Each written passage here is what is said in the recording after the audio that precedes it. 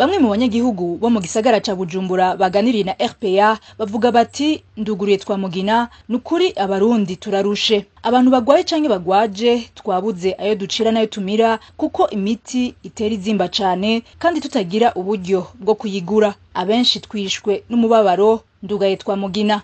Nkuko abo banyagihugu babivuga, abafise indwara ziguma zisubiriza zikenera imiti buri gihe bavuga ko bagowe kuko imiti myinshi bategerezwa gufata itagitangwa kuri mituelle, bagategerezwa kuyigura 100% kandi izimvye cane, canke ikabura mu mazu badandarizamwe imiti bita pharmacie. Aha baratanga akarorero k'umuti witwa Omix uvura indwara ya prostate wahora ugurwa amafaranga 108, ubu ukabugurwa amafaranga 128, nukuvuga ko hiyongeyeko amafaranga 200. N'abafise abagwayi bakenera imiti ibafasha kugarura ubwenge bavuga ko iyo miti yakuwe kuri mituelle ubu bakaba bayigura amafaranga menshi cane, aho nk'umuti bita Gamalate ufasha abafise ubugwayi bufatira mu mutwe agapake kamwe karimo ibinini 200 kagugwa amafaranga 50. Umugwayi agakenera udupaki 3 ku kwezi, bisigura ko ategerezwa kwa mafise 150 ku kwezi yo kugura uwo muti.